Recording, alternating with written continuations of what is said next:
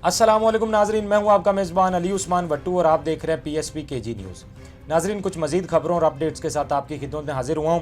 और क्योंकि अदालत से बहुत सारी खबरें आ रही है, मखसूस नशिस्तों का जो केस था वो भी सुप्रीम कोर्ट में लगा हुआ था, उस हवाले से क्या अपडेट्स हैं। फिर यास्मीन राशा साहबा का जो कह लें कि ज़मानत का केस था उसकी भी समाअत थी, तो उस हवाले से भी आपको आगाह करते हैं।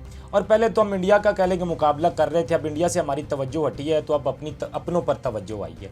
तो पाकिस्तानी हुकूमत ने कह लें कि कुछ फैसला किया। PTI ने हुकूमत को अब तक तो रिक्वेस्ट भेजी है, कुछ यूट्यूब चैनल बंद करने जा रहे हैं। किस किस का यूट्यूब चैनल बंद हो रहा है और क्यों किया जा रहा है वो आपको बताएंगे। और वज़ीरिस्तान से कह लें कि अफसोसनाक खबर है, वहाँ पर ड्रोन अटैक हुआ है, तो वहाँ की सूरत हाल से भी आपको इसी व्लॉग में आगाह करेंगे। और थोड़ी सी बात करेंगे सियासी मंजरनामे के हवाले से। और आपको पता है ख़ास तौर पर PTI अपना एहतजाज प्लान करने जा रही है, तो उस हवाले से क्या खबरें आ रही हैं वो भी आगे चल के आपको बताएंगे। लेकिन व्लॉग का आगाज़ करते हैं डॉक्टर यास्मीन राशा साहबा के केस से। अब आपको पता है कि कितने टाइम से वो जेल के अंदर है और फिर जिस तरह उनकी कंडीशन है और सारी चीज़ों को देखते हुए अब तक कह लें कि 9 मई के केसेस जो कह लें कि केसेस चल रहे हैं उनमें अब तक उनकी अपीलें चल रही हैं। अब डॉक्टर यास्मीन की जो ज़मानत का मामला है उसको मज़ीद लटका दिया गया। अब मज़ीद उसको लटका दिया गया। वजह क्या दी गई है जी कि वकील साहब कह रहे हैं जी कि रिकॉर्ड ही वो पेश नहीं कर सके। और रिकॉर्ड जब जो वकील साहब ने कहा कि वो रिकॉर्ड नहीं पेश कर सके, तो ATC ने डॉक्टर यास्मीन राशिद की जो दरखास्त ज़मानत की समाअत है वो 30 मई तक मुलतवी कर दी, सिर्फ इस बिना पर जी कि वो रिकॉर्ड नहीं पेश कर सके। जब आपके पास रिकॉर्ड है ही नहीं और इतनी देर से वकील हजरात क्या कर रहे हैं कि आपने एक बेल देनी है। आप सोचेंगे अगर वाकई मुल्क के अंदर इंसाफ हो रहा हो और मेरिट पर इंसाफ हो रहा हो, तो इस तरह के केस में डॉक्टर यास्मीन राशिद को अब कह लें तकरीबन 2 साल होने वाले हैं। तो 2 साल से देख लें कि अब तक फैसला ही नहीं आ पा रहा है। अब भी ज़मानत का पिछली तारीख पर जो समाअत थी, लग रहा था कि शायद ज़मानत हो जाए और बहुत सारी उम्मीदें थी और इस दफ़ा तो खैर लग रहा था कि हो जाएगी। लेकिन जी फिर वकील ने कहा जी कि वो रिकॉर्ड नहीं पेश कर सकते, इसलिए उनकी जो ज़मानत है वो भी कह लें कि 30 मई तक दोबारा से अब किया गया समाअत को मुलतवी। और साथ ही साथ 49 मुलज़मान की सज़ाओं के ख़िलाफ़ जो अपीलों का केस था उसकी कॉज लिस्ट भी मनसूख कर दी गई है। मतलब अब उनमें भी कह लें कि तख़ीर होगी।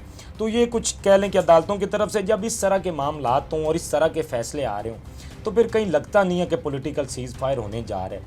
ठीक है, इमरान खान को रिलीफ ना देना एक तरफ, लेकिन जो डॉक्टर यास्मीन राशिद या बाकी लोग, जो बाकी PTI के लोग हैं जो जेलों में बैठे हैं इतने टाइम से, उनका क्या कसूर है।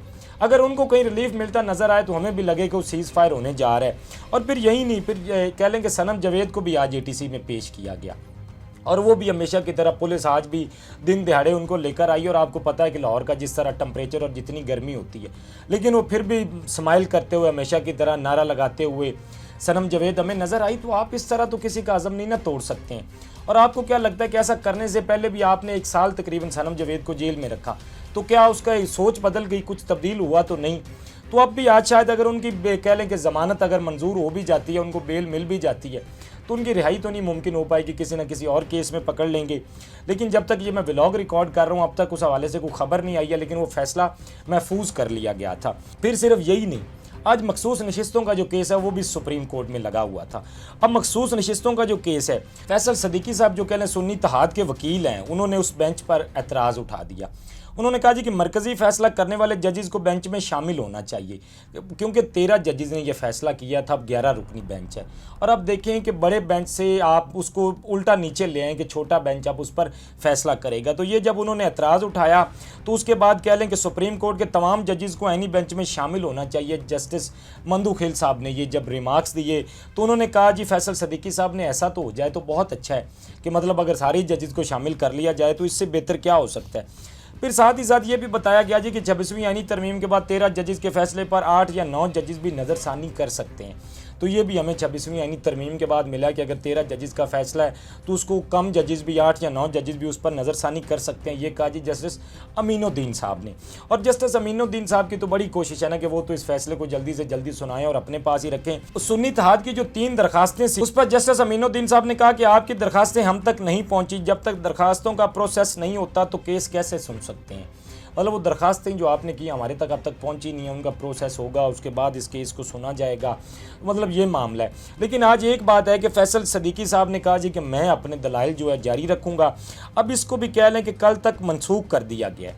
इस केस को भी अब बहरहाल देखना है। ये खैर कह लें कि आप बल्ले के निशान से लेकर उसके बाद आज़ाद उम्मीदवार और फिर मखसूस नशिस्तें, तो ये एक ना कह लें कि कानून से हटकर फैसले किए जा रहे हैं और पता नहीं अदालतें फिर भी इस पर खामोश हैं और जजेस ये फैसले दे रहे हैं और अब तक ये सारा कुछ देखा जा रहा है। तो इसमें भी मुझे तो कुछ ऐसी उम्मीद नहीं है कि कोई अच्छा फैसला आएगा। जो अब तक सूरत-ए-हाल चल रही है और जिस तरह आप कह लें कि सिस्टम को कंट्रोल करके चलाया जा रहा है, तो ऐसे माहौल में कोई अच्छी खबर आने की उम्मीद तो नहीं है। बहरहाल ये भी कह लें कि समाअत कल तक मुलतवी की गई है और जो सुन्नी इत्तेहाद के वकील हैं उन्होंने कहा जी कि मैं अपने दलाइल जारी रखूंगा। तो बहरहाल देखते हैं जी कि आगे इसमें क्या डेवलपमेंट होती है। इंशाल्लाह इस हवाले से कल आपको बताएंगे। अच्छा, ये तो मैंने जो अदालतों के अंदर मामला चल रहे हैं उस हवाले से आपको आगाह किया। फिर मैं आपको कह रहा था ना शुरू में भी कि इंडिया से तो हमारी तवज्जो हटी है, तो ज़रा अपनों पर आई है। अब दोबारा से कुछ अकाउंट बंद करने का फैसला किया गया यूट्यूब चैनल। पहले आपको पता है सबी काज़मी साहब का किया गया था, या अहमद नूरानी थे या वकार मलिक साहब, इनके अकाउंट बंद किए गए थे। अब उनके अकाउंट बंद हुए क्योंकि वो बैरून मुल्क बैठकर चला रहे थे, तो ये अकाउंट बंद किए गए। और वो अकाउंट बंद होने के बाद में मैं देखा उनकी व्यूवरशिप में कोई ख़ास फ़र्क नहीं आया, क्योंकि जो उनको सुनते हैं, जिनको पता है वो उनको सुनते ही सुनते हैं, तो इसलिए उनके अकाउंट ब्लॉक किए गए। लेकिन अब पीटीए ने हुकूमत को दोबारा से कुछ लोगों के नाम भेजे हैं, कुछ चैनल्स के नाम भेजे हैं और हुकूमत से ये इजाज़त मांगी है जी कि इनको भी बंद करने की हमें इजाज़त दी जाए। अब उनमें जी नाम शामिल किसके, एक तो आफ्ताब इकबाल साहब आपको पता है बाहर बैठे हैं, वो लिखते भी रहते हैं, मुख्तलिफ तज्जिया भी करते हैं। फिर इमरान रियाज़ जो कह ले पाकिस्तान के बड़े यूट्यूबर हैं और आप में से ज़्यादा लोग इमरान रियाज़ को सुनते होंगे, और जब से वो यूट्यूब पर आए हैं अब सबसे ज़्यादा व्यूवरशिप उनकी होती है। इमरान रियाज़ का नाम है, या उसमें कह लें सदीक जान है, साबिर शाकर हैं जो ARY के साथ आपको पता है मुंसलिक थे, बड़ा देर काम करते रहे, यहाँ पर केसेस वगैरह बने, उनको बाहर जाना पड़ा। और उसके बाद फिर PTI के जो रुकन है शहबाज गिल साहब, वो भी हैं, वो भी इसमें मुतासर हुए हैं क्योंकि वो भी बाहर से यूट्यूब चैनल चला रहे हैं। उन्होंने बड़े कम टाइम में अच्छी खासी व्यूवरशिप अपनी बनाई हुई है और लोग उनको बड़ा पसंद करते हैं। लेकिन हुकूमत ने यह फ़ैसला किया कि वो इन जो लोगों के यूट्यूब चैनल बंद करने जा रही है। लेकिन क्या ऐसा बंद करने से लोग उनको सुनेंगे नहीं, या लोगों की राय क्या बदल जाएगी? और इख्तलाफ राय रखने वाले को ना सुनना और मतलब बर्दाश्त ना करना, ये देखें ना कि मतलब डेमोक्रेसी के अंदर तो ये चीज़ें नहीं ना होती हैं कि आप किसी की आज़ादी पर जो है वो कदगन लगाएं कि उसको बोलने ना दिया जाए या उसको सुनने ना दिया जाए। तो मतलब जब इस तरह की सूरत हाल में आप खैर ये उन्होंने PTI ने चैनल्स की फहरिस्त जो है यूट्यूब इंतज़ामिया को भी भिजवा दी है। समा TV ने यह दावा किया है। बहरहाल अब देखना होगा कि ये चैनल बंद होते हैं तो उसके बाद इनकी व्यूवरशिप में तो मैंने आपको बताया कोई ख़ास फ़र्क नहीं आएगा। लेकिन एक चीज़ वो हमेशा हो जाती है कि क्योंकि अब भी जिस तरह की ये सूरत चल रही है तो उसमें कोई ठंडी हवा आती नज़र नहीं आ रही, और ना ही कोई ऐसा होता हमें नज़र आ रहा है कि कुछ सब कुछ ठीक हो जाएगा। अगर हुकूमत का वाकई मूड हो कि मुल्क के अंदर वो चीज़ें ठीक करना चाहते हैं, मामलात ठीक करना चाहते हैं, तो चीज़ें और सिमत में हमें जाती नज़र आएँ। लेकिन यहाँ पर सूरत हाल इस तरह की है कि अब यूट्यूब चैनल्स बंद किए जा रहे हैं। कभी मैं आपको बता रहा हूँ कि अदालतों से इस तरह के फ़ैसले, तो जब इस तरह की चीज़ें आएँ तो फिर वो कोई पॉजिटिविटी होती हमें नज़र नहीं आ रही, को उस तरह का कह लें कि कोई पेशरफ्त होती नज़र नहीं आ रही कि जो को बेहतरी की तरफ जा सके। फिर ऐसी सूरत हाल के अंदर PTI ने अब अपने एहतजाज की कॉल देनी थी और ये बातें की जा रही थी, इजलास हो रहे हैं जी, उलाए अमल का ऐलान किया जाएगा, लेकिन उलाए अमल का ऐलान अब तक नहीं हो सका। अब तक कह लें कि बिल्कुल खामोशी है। लेकिन हमने कुछ जानने की कोशिश की, PTI के कुछ लोगों से बात की कि चल क्या रहा है, एहतजाज के मामलात कहाँ तक पहुँचे हैं, क्या कोई एहतजाज लेकर भी आ रहे हैं या नहीं। तो बताया गया जी कि हम इसी हफ्ते के अंदर ही अपना एहतजाज प्लान कर रहे हैं और इसी हफ्ते के अंदर ही सारी चीज़ें लेकर आएंगे। और अब जो मैं आपको थोड़ा सा बता भी देता हूँ, जो उन्होंने मेरे साथ शेयर किया, उन्होंने कहा कि इस दफ़ा प्लान हमारा कुछ चेंज है कि हम अपने MNAs हैं, MPs हैं या टिकट होल्डर्स हैं या जो पार्टी के कायदीन हैं, हम उनसे शुरू करने जा रहे हैं इस दफ़ा, क्योंकि हम कारकुनान को बाद में बुलाएंगे। वो लोग ज़रा आएँ, पहले आकर थोड़ा सा माहौल गरमाएँ, उसके बाद ताकि कारकुनान को बुलाया जाए। तो ये आपको इन फ्यूचर हो सकता है कि ये चीज़ें नज़र आएँ कि MP या MNS कुछ एहतजाज करते आपको नज़र आएँ। तो PTI अब कुछ इस तरह का प्लान कर रही है। और क्योंकि एहतजाज के बगैर मेरा नहीं ख्याल कि जिस तरह की सूरत अब हो चुकी है ना, इसमें एक ही चीज़ मुमकिन है कि आवाम सड़कों पर आ जाए तो फिर इमरान खान की रिहाई मुमकिन हो सकती है या कुछ चीज़ें बेहतर हो सकती हैं।